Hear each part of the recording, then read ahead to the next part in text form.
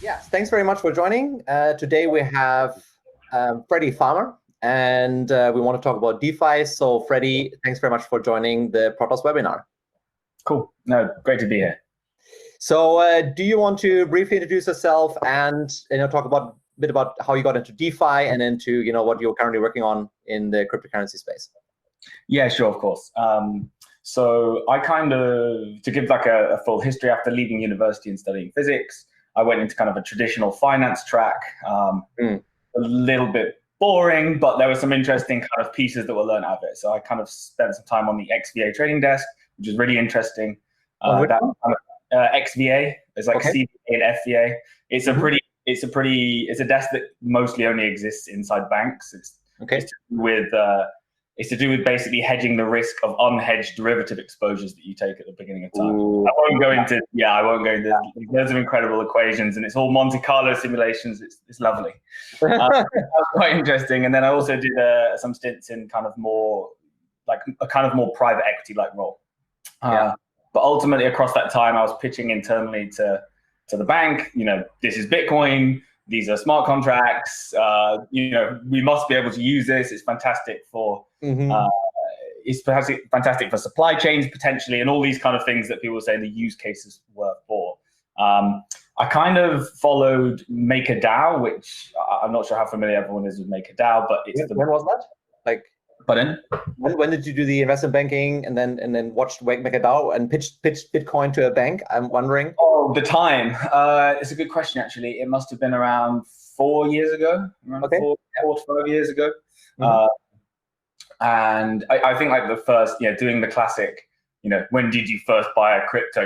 Prove how long you've been in it. I think was back at university, so probably in 2013 or something. I'm not quite 2011 or 2009 head. Anyway, decided I wanted to go full time. My passion was obviously talking about it and actually investing in it briefly.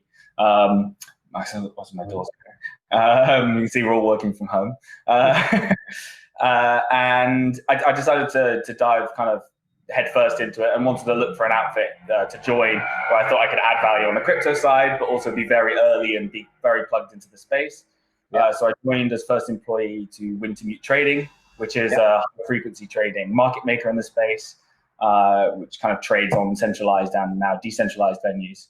I kind of pushed the more crypto native stuff, so that very much the crypto strategies or the strategies I felt you could I felt existed in the space, or the data sets that existed in this space that don't exist traditionally when you're trading.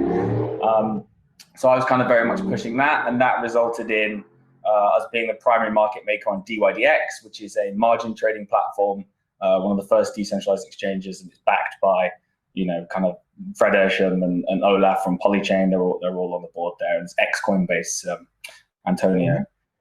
So kind of that was the first foray. We did a lot of, someone's really trying to get in there. That was the first foray, and we became one of the largest DAI traders, and I kind of headed up everything relating to decentralized finance. But it was quite early days on that front in general. Yeah, for sure.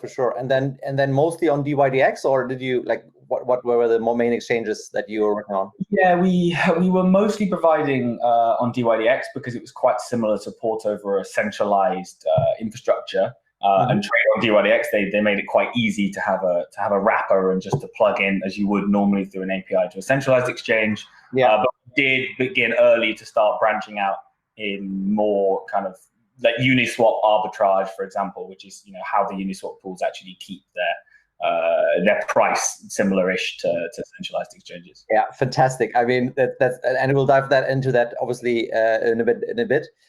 Just one more remark about DYDX, because I looked at it as well and I checked out. If I just trade stablecoin DAI versus I think USDT or something on DYDX, and I saw that basically there is like very very regularly DAI is trading at 99 cents and then it's trading at $1.01, right? And I just put up a very simple algorithm which said, if it's below 1, you buy, and if it's above 1, you sell, right? Sure. And I did the math on it, and I was like, what? This can't be true. Like, it's making, I don't know, like 5-6% a month or something. Wow. And then I tried to basically actually also put up an API. So obviously you guys have doing this at Wintermute professionally, and I was just looking at it. Is this potentially a direction we want to take?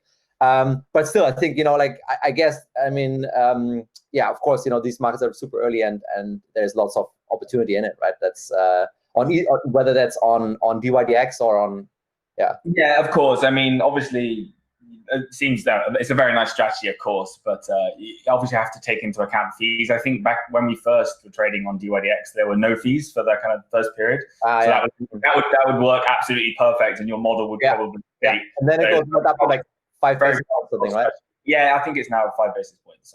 Yeah, I took that off, and I was like, yeah, but it's still working, right? It's like still worthwhile to do it. But then I tried to set up the APIs with Python, and then I got a bit lost and looked at other stuff. So it's easy to get distracted from one good strategy. Exactly, right? Yeah, exactly.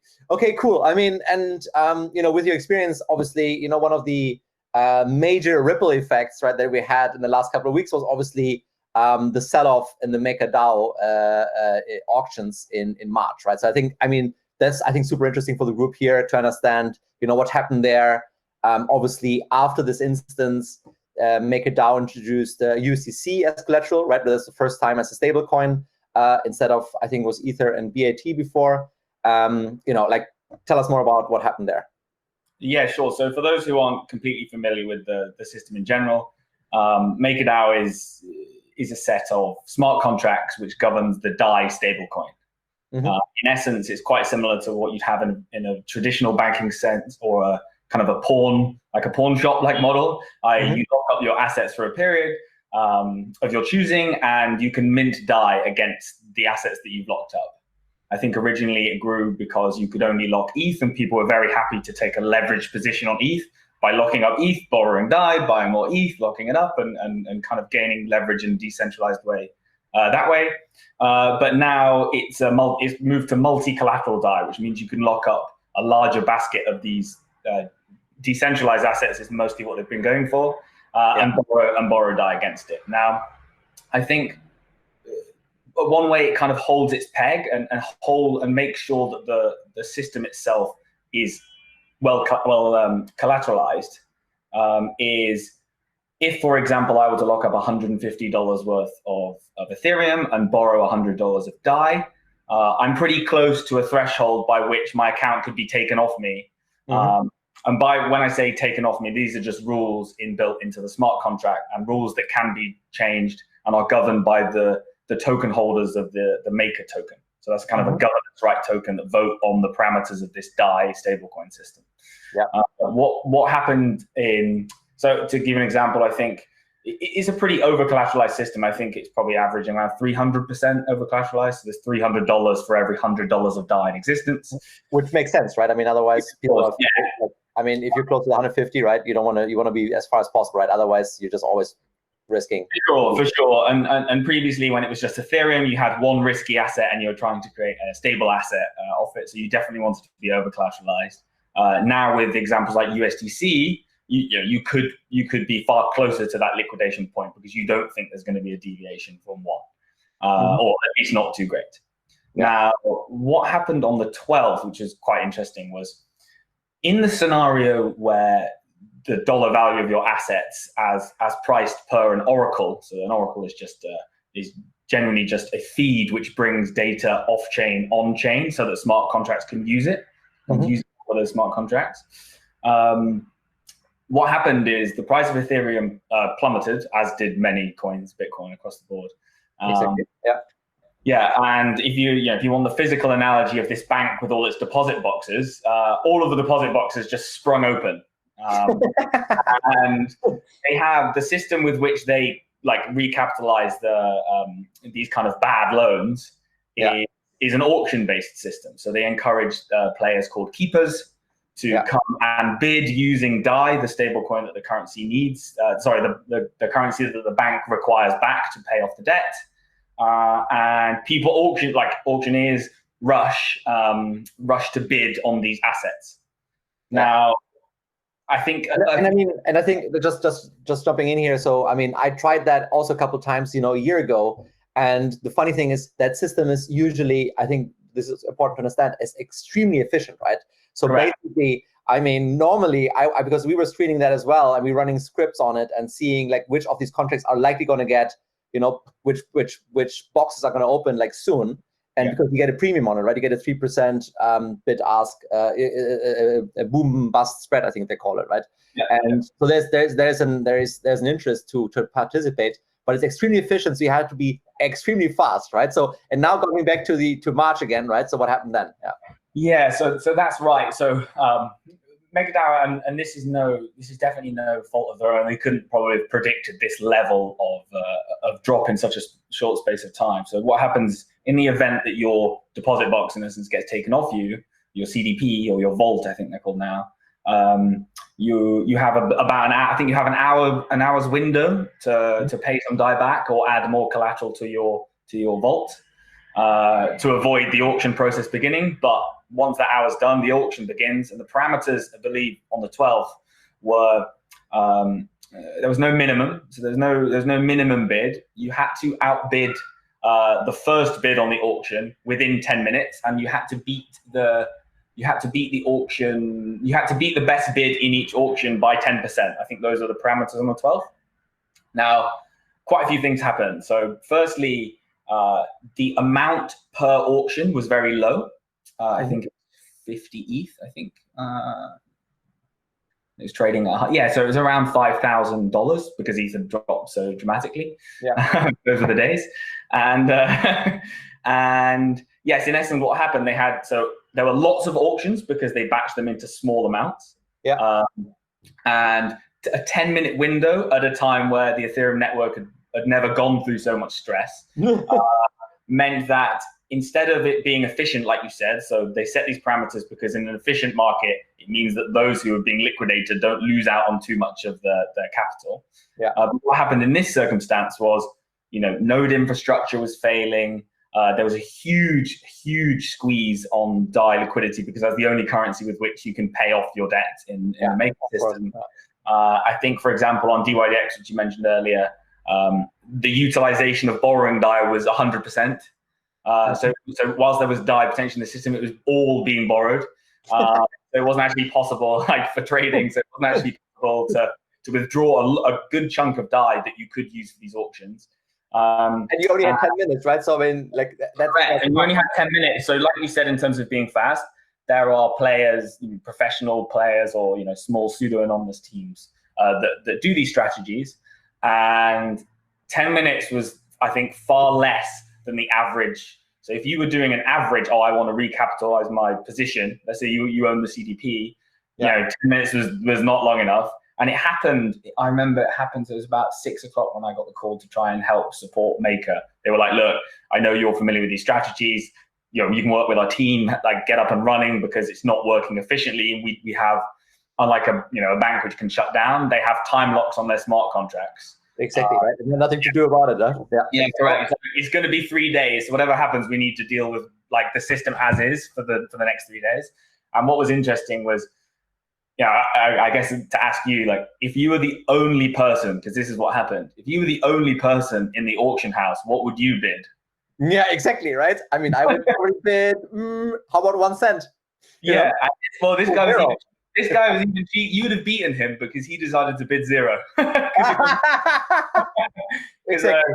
It was incredibly hard to get a hold of DAI, but it just so happened that you didn't need to have any DAI to bid. What was the loss actually on these CDPs actually? That they, obviously, so you had a minimum 150% collateralization.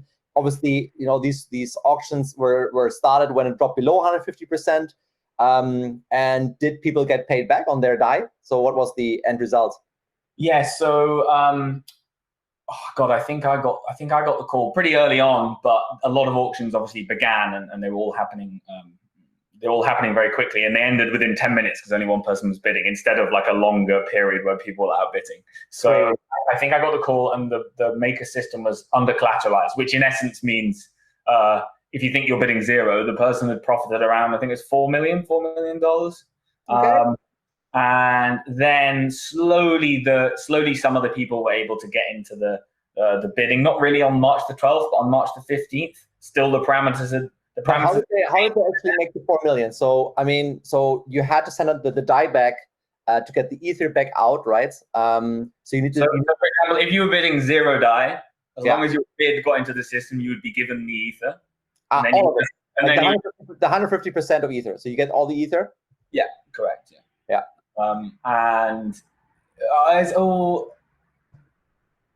I'm not sure of this. I'm not sure of the specific amount. I'm not sure whether it's. I don't think it's. I think it could well be all the ether, actually. Okay, but I mean, at the end of the day, you know, at least in these early auctions, some people, or very few people, or one person, in fact, was only in there, and they kind of, you know, I mean, which was in the smart contract, right? That there's an auction, and this auction bid at 0. So at the end of the day, he bought something totally fair, but obviously made a big profit on it because he got a lot of ether for it, and you know, but I mean, how much coming in second or third? Eventually, the system had to recapitalize itself by minting more MKR and allowing people to purchase that from the market in order to recapitalize the system. That's what they did. That's what they did, yeah. So the system was actually in effect under collateralized. So usually when you pay back your DAI, it's used to, a portion of it is used to buy and burn Maker, so its supply decreases and its price supposedly appreciates. And in the event where it's under collateralized, they mint more Maker and hope people haven't lost faith in the design as a result. And then what do they sell the Maker, and then what do they do? And then that pays off the debt. It pays off the debt directly to the system. Okay, but I mean, in this case, of course, I mean, but when there was no debt left, right? Because I mean, somebody bid for it 0, but he still got it, right? So the system itself doesn't have any debt, right? I think with respect to the CDP holders who lost out, I think there were specific holders who lost out. They lost more than the proportion of their holdings which they should lose in the event of them being liquidated. So I think it was promised like 7% is the penalty. I think I remember it was 13% for MegaDAO. But in this event, the actual system was under collateralized. No, I think actually, to your point, the system itself was under collateralized. I.e., the system was actually owed DAI. Yeah. Okay, it made it covered. There was obviously a margin, and they had to cover something in it. Yes, correct. Yeah. Okay. But I mean, at the end of the day, I think it's first of all, it's a great example. It really showed that there was a big stress to the system, and there were for example, well, first of all, they survived. Secondly, on a big stress, and then secondly, there is Race joining. Very good. And secondly, they have upgraded the system, right? So they have upgraded the Maker system to also collateralize USDC, I think, right? So now, obviously, so what's the advantage actually for adding USDC to this system instead of Ether? Yeah, so I think in essence the advantage in anything is to diversify the pool of assets, like diversify the asset base which DAI is being borrowed against. That means that the system could have. I guess it means in the long run that the collateralization of the system can drop due to the diversification of people being liquidated at different times. So that kind of makes the system more secure. Using USDC was a bit of an emergency play on the basis that people could borrow DAI without worrying about the volatility of assets that have just gone through, a 10 sigma event. I think David mentioned on one. Everyone's like, I refuse to put anything in, I refuse to put anything in the CDP vault and mint new DAI, even though there's available debt ceiling. And so that's what they did. Yeah, I mean, and that was pretty fast, right? I mean, how fast did the Maker DAO token holders, like how fast did they vote on it? It was just a couple of days, right? Wasn't it? Yeah, I think I have to be honest. I can't remember off the top of my head the specific, but just like the Maker token itself, these governance tokens like Compound, the recent one, they have specific parameters on how quickly a vote can be launched, how long it is until it can be closed and the vote counts, and then how long it takes for it to be implemented. It gets queued into the system, and then people have a preparation time, and then it gets passed. I think the reason they did it this way is. It was quicker to be able to pass a resolution to add a new stable collateral asset than it was to update the auction parameters. So I think they were doing both in conjunction in order to get more DAI into the system. Yeah. Okay, I think I mean, thanks for those insights. I think that's super interesting. Let's take a step to today, and what I think is interesting. What happened in the last 2 months is even 6 months ago, I mean, all these DApps that we talked about 2 years ago, right, or 3 years ago even, have not been usable, right? I mean, even MakerDAO had the worst website. I mean, I can actually, I can open this up here, just to kind of present this, how bad this website was. Right? Have you gone through the old internet archives to grab it? No. They still have it, right? The sci.makerdao.com. Oh, the original. Okay, yeah. Right. So this was the website, right? I mean, and this is this was a whatever couple $100 million market cap, right? So that was the starting point, and then obviously in the last couple of months, I feel like we obviously had the comp farming now, which is I think kind of a new twist to the whole even ICOs or even staking. It's not even, it's right. It's like it's a new type of DeFi essentially. And the cool thing is now you have apps that are absolutely usable, right? So I mean, one big example, of course, is InstaDApp. They are now offering different platforms here, DeFi assets. And for example, I have here, I have a bit of money here, $30,000 in in my comp mining. The trade live. Yeah. What? I was going to say, like, you have your comp trade live, do your own research. Exactly. So, I mean, do you want to walk us through like what else is going on, like in terms of farming? What do you think is interesting? Do you want to explain this trade maybe quickly? What the comp mining obviously is very prominent right now, and yeah. Yeah, sure. So again, with a bit of background to Compound is like a really, really great team out of San Francisco. They're trying to build a decentralized money markets platform. Similar in design to Maker, in the sense that you have to over collateralize the assets you deposit. But in Compound, it's slightly more like cross margining. So you can deposit many different assets at once. It'll assess the dollar value of all your positions, and then you can borrow a lot of other mixtures of assets against your kind of lent assets, which is what you can see in InstaDApp. So InstaDApp is kind of another layer of abstraction. So usually you would have your Ethereum wallet and you would interact directly with the Compound smart contracts. InstaDApp has basically creates you another smart contract which manages all of your DeFi trading positions. Exactly. Well, yeah, it's a Zapper, right? I mean, there's lots of cool websites. I think instead of having to go to Python, and I did this as well, and I tried to set up these APIs and figure out all the commands and everything. Right now, you have actually websites, right? That click a button and then you can do it. Yeah, correct. And needless to say, there is you are layering on smart contract risk on top of smart contract risk. So you definitely have to be sure that the returns you can get from these kind of investments is warranted for the risk you're taking, or like we spoke before, you can insure against a hack or some other kind of parameter failure in these systems. But to explain this trade, so Compound Finance recently launched a token.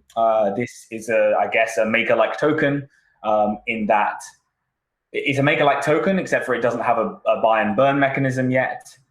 It is basically a token. Is that it? Here we go. Here we go. So Compound is now number 29, 450 million market cap, right? So I mean, but Maker just took them over again. So it's very close. Well, I think Maker is fully diluted by design where it initially starts. I think I'm right in that. Whereas Compound is still issuing its supply. So I'll get into that.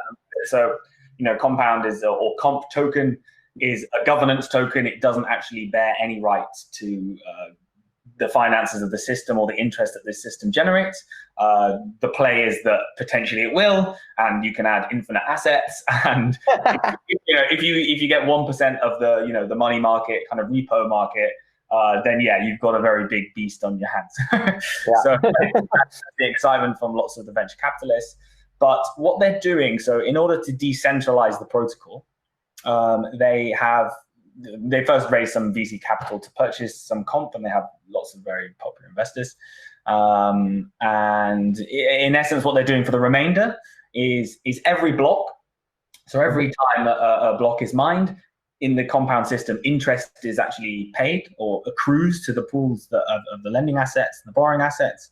And what they're trying to do to decentralize the protocol, as well as game users, is give those compound away, decentralize them out to the users of the platform.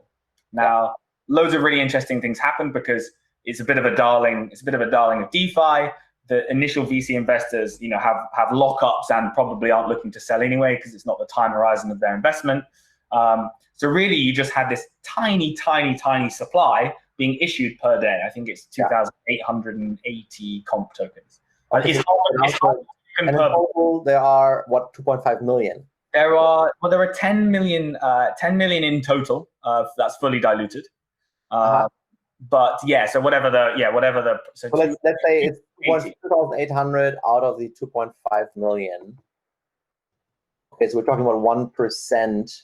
No, 0.1% per day. Correct. Okay. All right. Yeah. So it's it'll be decentralized or given out over the course of 4 years. And I think I can't remember the exact total, but 4.5 million comp. But what's so interesting is because this has got a very limited supply and it's a darling of DeFi, you have a lot of holders. The price, who knew where the ceiling was? I think it hit compound. It hit compound. It hit Coinbase and it got to $4.10 or some $4.10, which on a diluted basis would be 4.1 billion, and put it very much towards the top. Yeah, here it only shows. But this is just I think so. It doesn't almost do justice to what the price was at the beginning. Those will be Uniswap. Those will be kind of Uniswap prices. But yeah, here we go. Yeah, it's not showing it, but it was obviously very volatile during that early period. But still, right? I mean, it's like still trading at let's say $176 to $200 kind of range, right? That's not bad. Right. Yeah. No, it's still a very exactly. So now, maybe explaining for the group. I mean, so this comp mining trade, as I have set it up here, for one of our accounts, is making 44% per year, right? That's not bad, right? So maybe you want to explain quickly how the trade works. Yeah. So as I said, it's distributed per block, and the owners, the holders themselves, have to set the parameters of how they think it's fair to distribute this token. So I believe the distribution is set to the 2,880 per day. But how do which users deserve it? Is it the lenders? Is it the borrowers? Is it both? How do you do it pro rata between the different markets? And it's been a bit of a tweak in design, but you can actively see on Compound all of the different votes and all the parameter changes that are happening. But a recent change that has happened is they've made, so actually they give it to users of the platform, they give it to people who supply to the platform, and they give it to people who borrow to the platform. They're participating, right? Essentially, yeah. Correct, yeah. And a recent change they did is their old model, which I won't go into, distorted the markets quite heavily. It was basically because it included the interest rate. So people were like, wow, Compound is incredibly valuable. So this subsidy for using the platform, or this benefit for borrowing from the platform, was earning you incredible returns. So you were incentivized to borrow all of the assets available, and you were incentivized to pay them, the protocol that is, 40% per annum. Really? Earning 200%. You were earning 200% because of the comp subsidy. But they changed the parameters to make sure that the platform is fair for those people who are actually using the platform and not just borrowing for the sake of earning this Compound token, which is quite right. Well, it's similar to right now, right? I mean, but slightly different, Yes, it is slightly different. But in essence, the parameter change they did is they made the dollar the amount of Compound you earn per dollar borrowed, the same across all markets. Right? Now, needless to say, that means when you deposit on the platform and you borrow, the borrowing side of the equation should now reflect actual market dynamics in a way. And we see the difference here, right? So, for example, I have supplied $86,000. I mean, I have $30,000 here on it. So, and I've I have 30,000. So then I borrowed 56,000. So that makes, then I had 86,000. And these 86,000, obviously, I supply to the platform at 2.8%. And I borrow at these 56 at 3.25, right? So there's a gap between the two. But what I do get is this comp, right? So now I'm receiving the comp.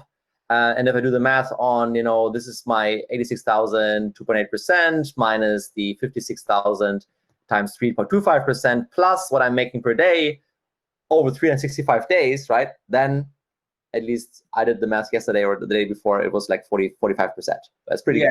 And I think, to just tell people a little bit more. So this kind of farming craze is in essence the supply or borrow usage of these lending platforms in order to gather or be subsidized by these potential governance tokens that give you ownership in the network. It's kind of the farming play. And sadly, I wish I could say I coined it because of my last name, but I didn't.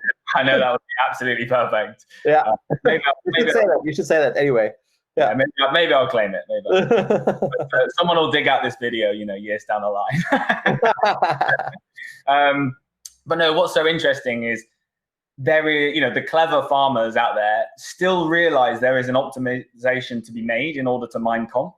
And it just so happens that unlike a normal money markets desk, you very rarely can you deposit, give dollars to someone and then borrow your own dollars back and just pay the interest rate difference. There's not much point. Why would anyone even need it?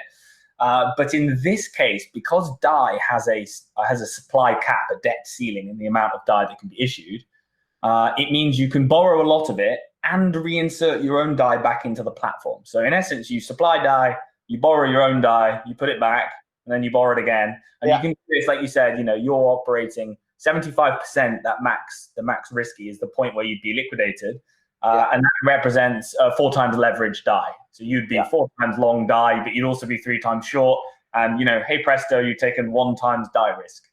Exactly. And right now I'm sitting at 65. I mean, it's quite, because I'm borrowing and lending DAI. So it's kind of, I could, I think it's completely reasonable to go to 75, really. Yes. But because at the end of the day, right? I mean, there could be, because the problem is, of course, if it's again USDC, right, or USDT, like here, then of course there could be always a gap, right? DAI diverging to $1.05 or 95 cents or whatever, and then I would face this risk, right? But here it's DAI versus DAI. Yeah. Correct. I think one of the things to say about this trade is, for example, you could max out the risk. You could max out the risk on the DAI trade. That's the optimum choice. And then you could deposit another collateral asset in order to just make sure you're covered for the interest rate differential. So you will likely be paying slightly more than you'll be earning from the lend.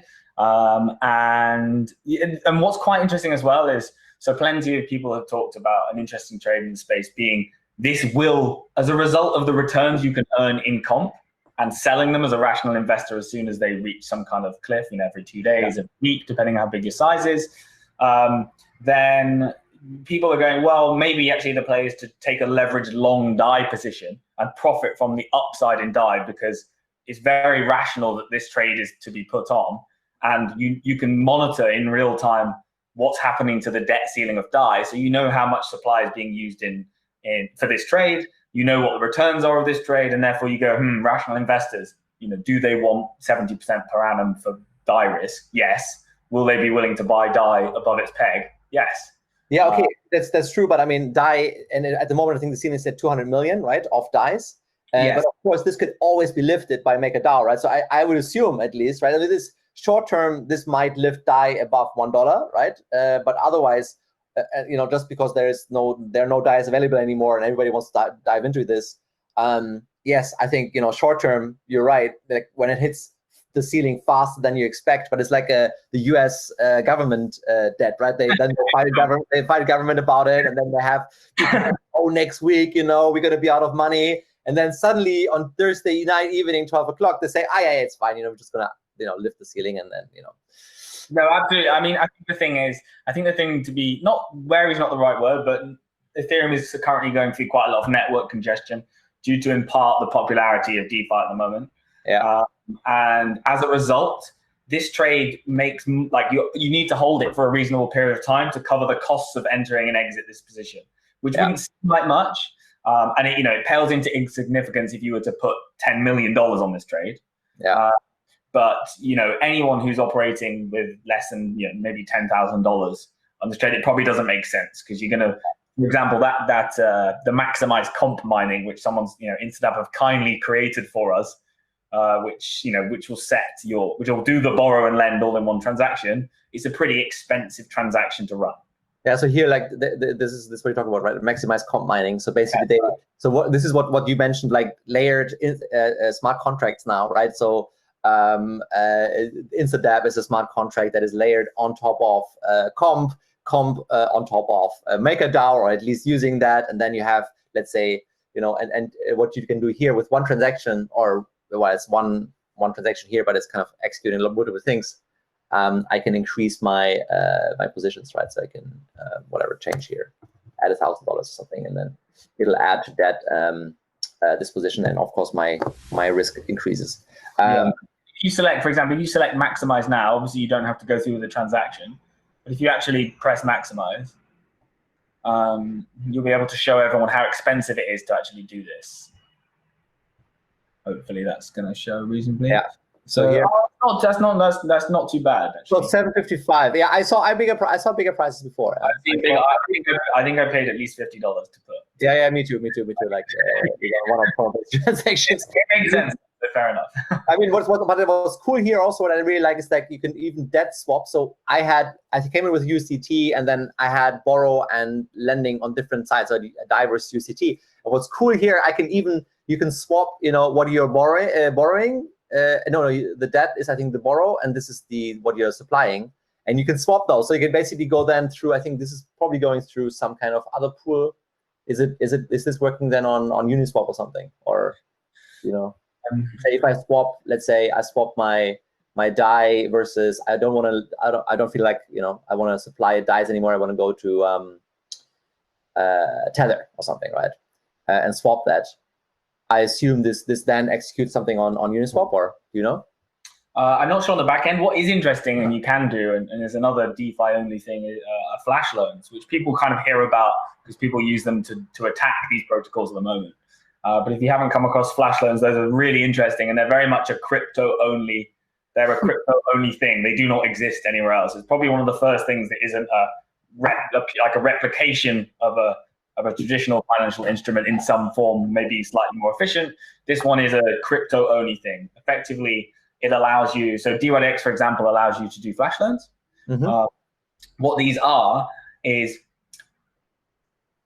because the Ethereum chain, the blockchain, is the source of truth for settlement in all transactions, they allow you to borrow as much as you want in terms of the assets, as long as you give it back by the end of the transaction. Because to them, and the reason why that's quite interesting is, again, it's analogous to going into a bank, taking all of its money, taking all of its gold, the full amount, leaving the bank, but you've got a tether on, and you can go away, spend it. You can do lots of but you go out there, you find the misprices of the bank's gold versus silver, and you swap the silver back into gold somewhere else. And as long as you bring the same amount of gold back in the same transaction, absolutely fine, and you keep 100% of the profits, and you have zero capital outlay. How fast do you have to be for this? Like how long can? So it's not about being. Just whenever they claim it back. It's not about being fast, and this is the reason why it's allowed.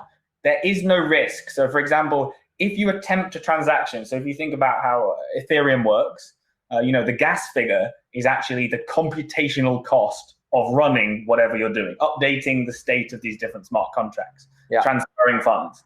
So this is saying, I run line 1, which says borrow all of the DAI on DYDX, all of it. Yeah.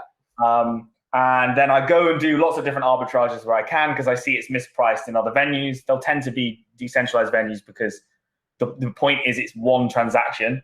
And once you're being executed by the miner, there is no person who can get in between. So it's very much as if time is completely frozen. You go off and do all of your arbitrage. Yeah. And then as long as the end of the transaction, you return at least the amount that you took.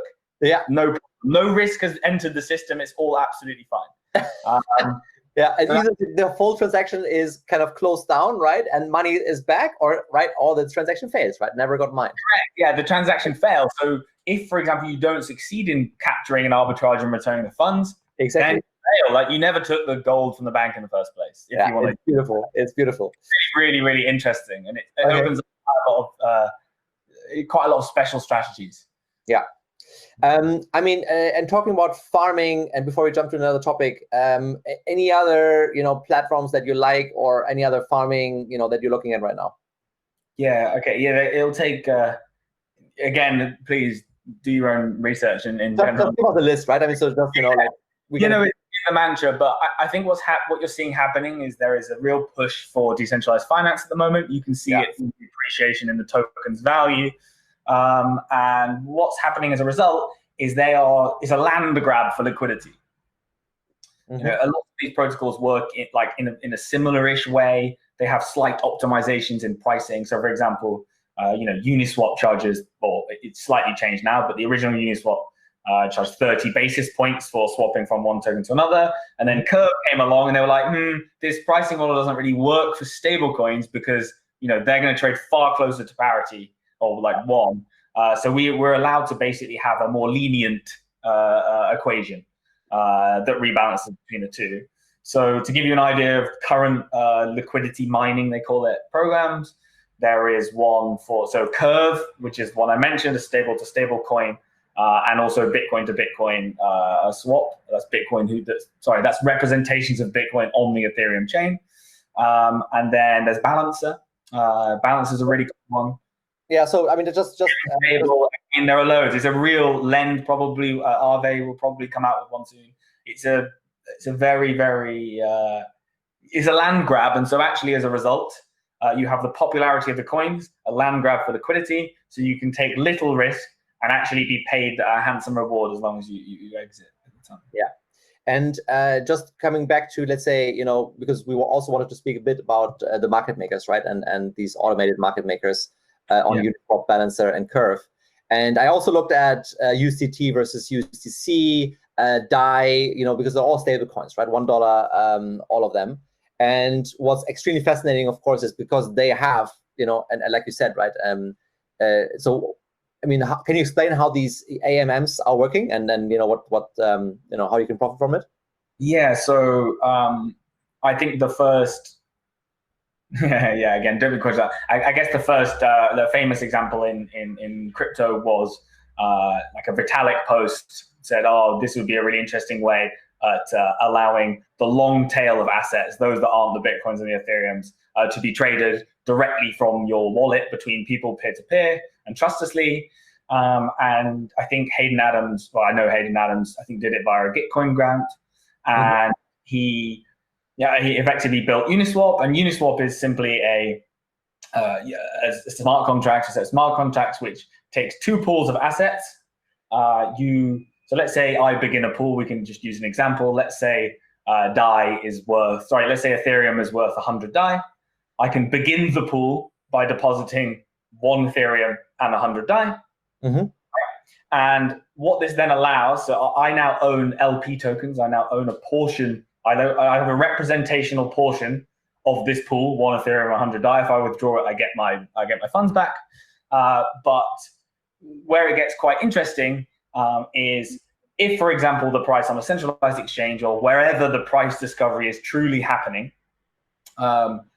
changes from the Ethereum being worth 100 DAI, then an arbitrage opportunity exists.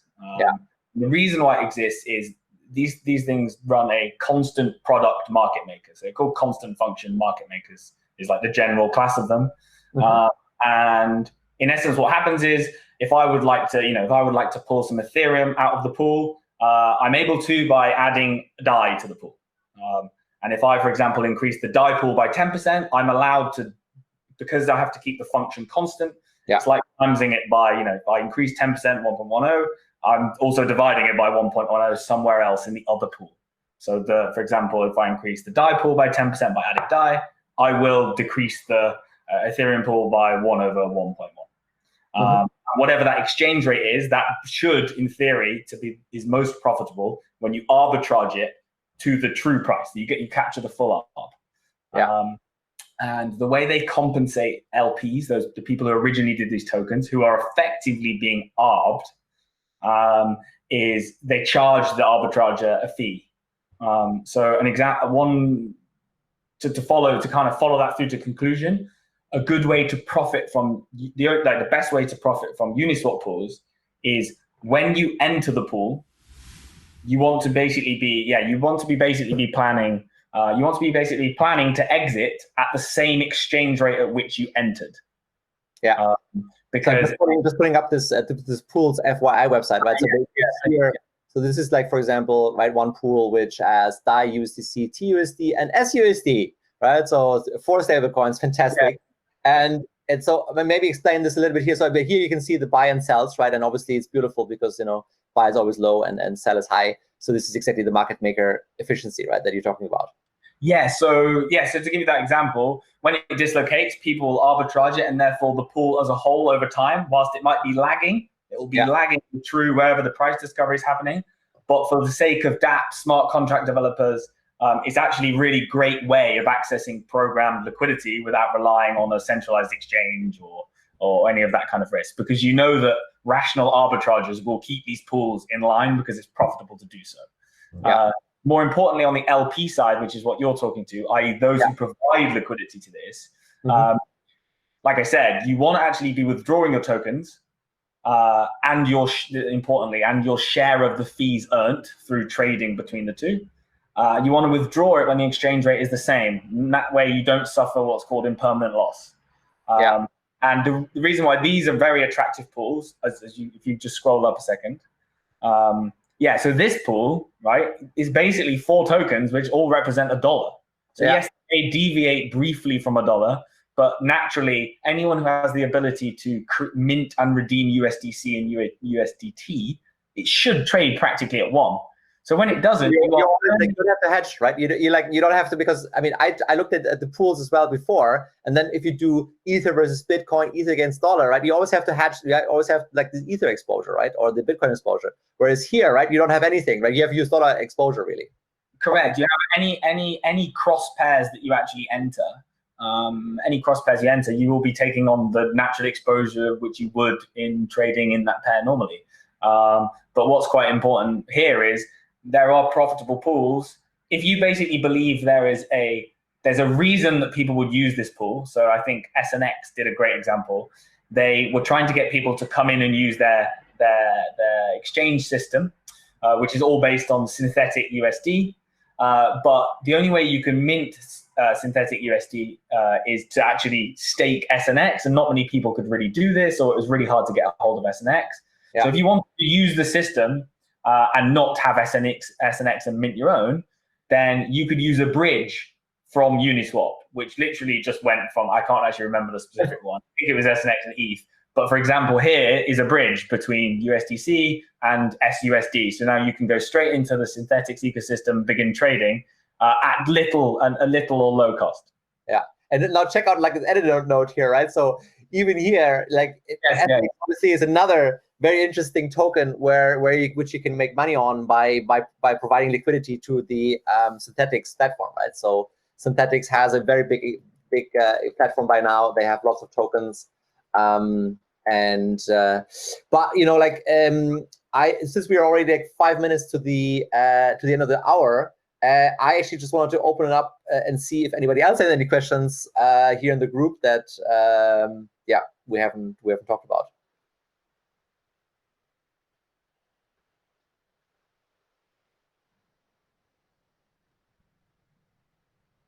Any other questions that maybe I am asking?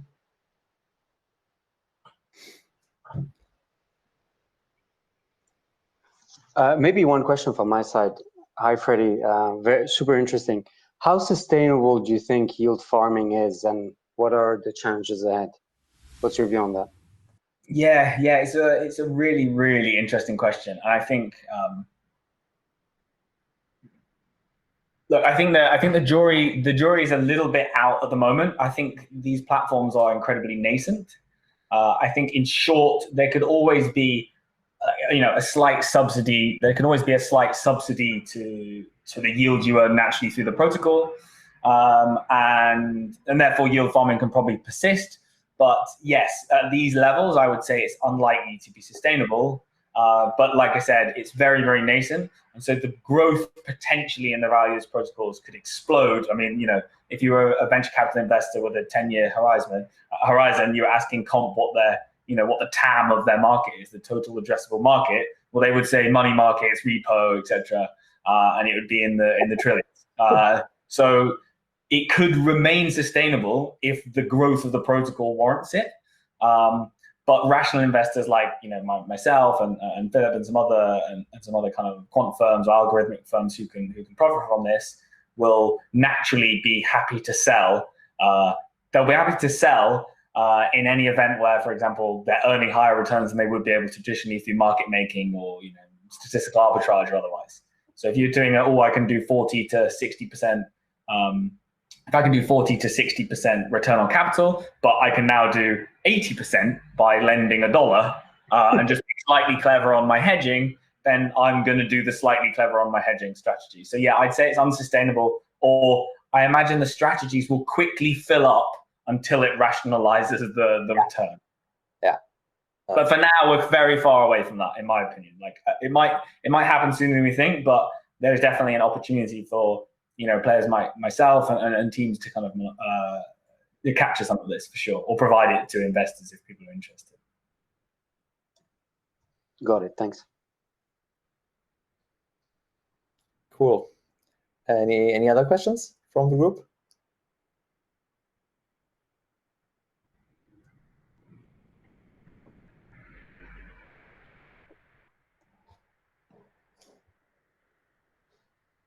Okay. Let's probably wrap up. I mean, we've talked about DeFi, we've talked about farming, we've talked about market makers, and we have talked about the MakerDAO auctions. And I think that's where it really all started. And thanks very much for the insights, Freddie. Any other topics you would like that anybody in this group should look at, like besides what we just talked about, just for weekend reading before we close? Yeah, I think maybe slightly more with a pitch. So I spoke to one of the top investors in the space just earlier this week, the Olaf who runs Polychain Capital. I think it's the largest crypto hedge fund. It's roughly in the low billions of under management. And he and I are both quite excited, as some are in the space, to see, if you think about governance model, i.e. kind of traditional equity governance, and all that really is how do you coordinate humans and how do you coordinate asset allocation? And I think what he's starting to get quite excited about is that's obviously been the same for a long period of time. And clearly we're in some environment, money itself is a gigantic experiment. I mean, we can, you don't have to look far from the Hertz going up 800% after bankruptcy and Tesla trading at 1,400 and borrowing being free.